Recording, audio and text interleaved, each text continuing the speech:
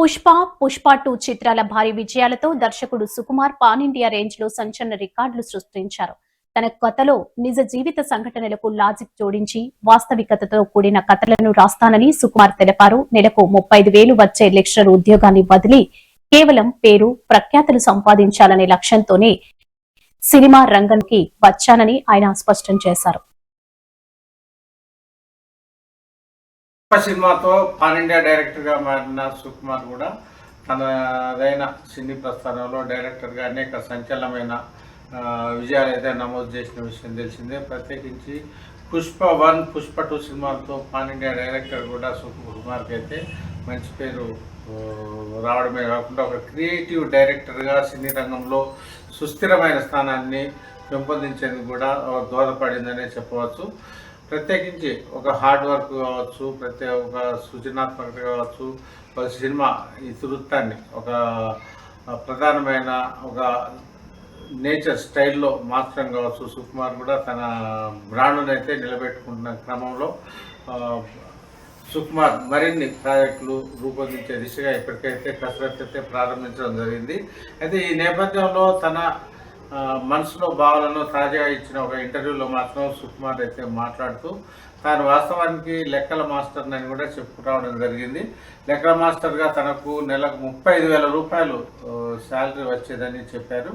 అయితే తక్కువ ఖర్చుతో, తక్కువ శ్రమతో ఎక్కువ పేరు సంపాదించాలనే కాంక్ష మాత్రం తన మనసులో ఎప్పటి నుంచో బలంగా ఉందని, ఈ క్రమంలోనే సినీ రంగాన్ని ఎంచుకున్నట్టు కూడా సుకుమార్ అయితే తాజాగా వెల్లడించడం ఇప్పుడు వైరల్గా మారింది.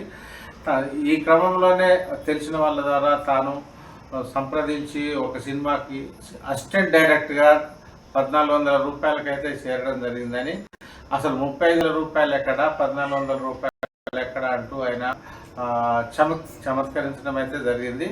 అయితే సినీ రంగం అనేది అత్యంత ఆకర్షణీయమైన ఫీల్డ్ అని, ఆదాయంతో నిమిత్తం లేకుండా ప్రచారం పొందడానికి కానీ 10 మందికి దగ్గర కావడానికి కానీ ఒక మంచి ప్రసార సాధనమే కావచ్చు, ఒక మంచి వేదిక అని కూడా సుకుమార్ అయితే తెలియజేయడం జరిగింది.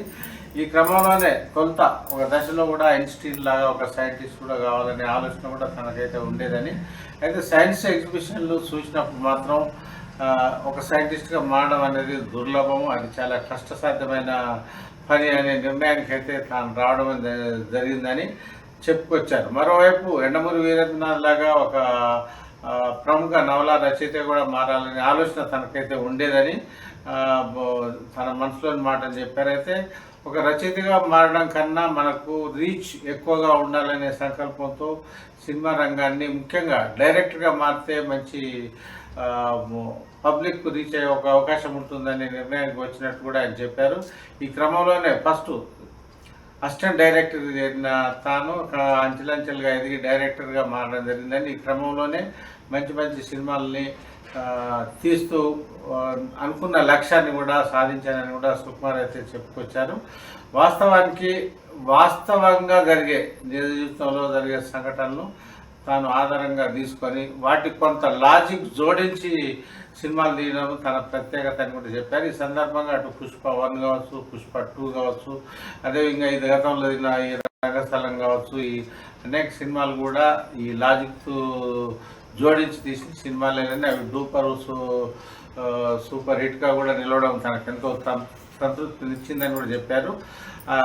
తాను ఎప్పుడైతే మంచి శాలరీతో కూడిన లెక్కల మాస్టర్ ఉద్యోగాన్ని వదులుకొని అసిస్టెంట్ డైరెక్టర్గా సినిమా రంగంలో ఎప్పుడైతే ప్రవేశించానో అది ఎదురీత లాంటిది అయినప్పటికీ కూడా తాను అనుకున్న లక్ష్యాన్ని మాత్రం చివరకు సాధించాననే తృప్తి మాత్రం తనకుందని ఆయన చెప్పారు. ముఖ్యంగా తక్కువ శ్రమతో ఎక్కువ కీర్తి రావడమే తన జీవిత ఆశయమని, ఈ క్రమంలోనే తాను సినీ రంగంలో ప్రవేశించి సక్సెస్ అయ్యానని కూడా సుకుమార్ అయితే చెప్పారు.